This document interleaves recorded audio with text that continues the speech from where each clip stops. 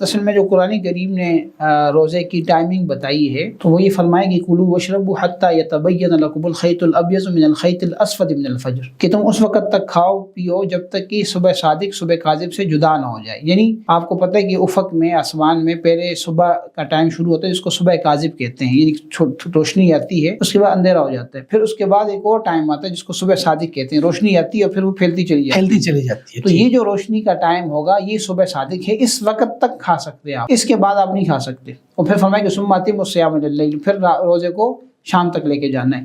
تو اب بنیادی بات یہ ہے کہ اگر ایک آدمی ایسی جگہ پہ جہاں پہ اذان ہی نہیں ہوتی، ظاہر ہے کہ اذان کا روزے کے ٹائم سے تعلق نہیں ہے، جی ٹھیک ہے، اذان کا تعلق نماز کے ساتھ. یہی وجہ ہے کہ اگر کوئی وقت داخل ہوتی ہے اذان نہیں دے گا تو بعد میں دے دے گا، بعد میں اذان ٹھیک ہو جائے گی. ٹھیک ہے. تو اس لیے جو سحری ہے اس کو اذان کے ساتھ جوڑنا درست نہیں ہے، بلکہ جو کیلنڈر جو ہمارے ہاں بنے ہوئے، بالکل آپ کے پاس جو کیلنڈر بنے ہوئے ہیں ان کیلنڈر کو فالو کرنا چاہیے.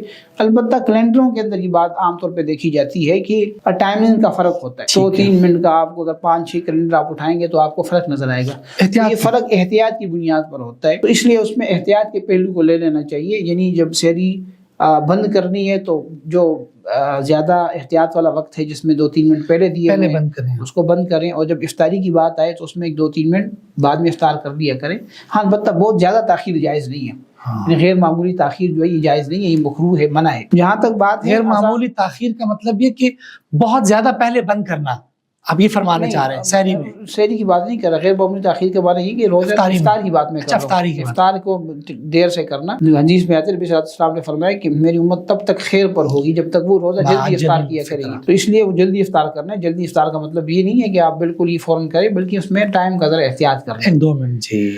جہاں تک بات ہے اذان کے دوران کھانے پینے کی، جب یہ بات طے ہو گئی کہ اب اذان کے دوران، ظاہر ہے کہ اذان جب شروع ہوئی تو وقت داخل ہو گیا ہے، صبح کا ٹائم شروع ہو گیا. ٹھیک ہے. اب صبح کے ٹائم تو کھانا پینا جائز نہیں ہے. جی ٹھیک. جہاں تک اس حدیث کا تعلق ہے جس میں یہ بتایا گیا ہے یعنی جب تک وہ تمہارے اذان ہو رہی ہو، برتن تمہارے ہاتھ میں ہو تو تم کھا لو. اول تو یہ جو حدیث ہے، یعنی اس حدیث کی اس پہ بہت ساری تفصیل بیان ہو سکتی ہے.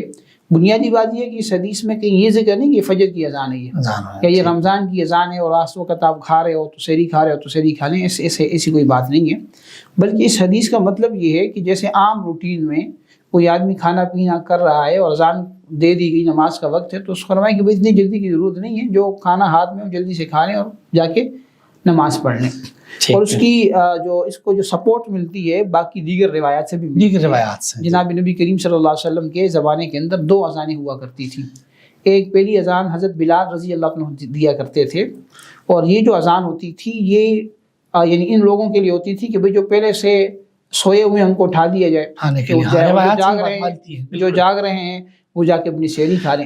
لینتبہ النائم الفاظ آتے ہیں، پہلی اذان اس کے لیے ہوتی تھی. بھئی ولیرجع القائم ولینتبہ النائم ہے کہ بھئی جو کھڑا ہے عبادت کر رہا ہے وہ چلا جائے، کھا پی لے، سحری کر لے، اور جو سو رہا ہے اس کو وہ جاگ جائے. اور اکثر دفعہ ایسا بھی روایات میں آتا ہے کہ نبی صلی اللہ علیہ وسلم نے بعض اوقات حضرت بلال رضی اللہ تعالیٰ عنہ کو یعنی بھیجا اذان دینے کے بعد کہ بھئی تم جا کے لوگوں میں اعلان کرو کہ مجھ سے غلطی ہو گئی، میں نے بندہ سویا ہوا تھا اور اذان پہلے دے دی.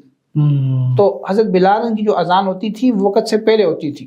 اس لیے نبی صلی اللہ علیہ وسلم نے ایک حدیث میں فرمایا کہ تم اس وقت یعنی ان بلال یؤذن قبل الوقت ہے، روایات میں الفاظ ہیں جو بلال ہیں وہ وقت سے پہلے اذان دیتے ہیں، تو تم کھاؤ پیو حتی اذن ابن ام مکتوم، کہ جب تک ابن ام مکتوم اذان دیتے. وہ نبی صحابی تھے، وہ اذان جب دیتے تھے تو لوگ ان کو بتاتے تھے کہ فجر ہوگی، اس وقت وہ دیتے تھے.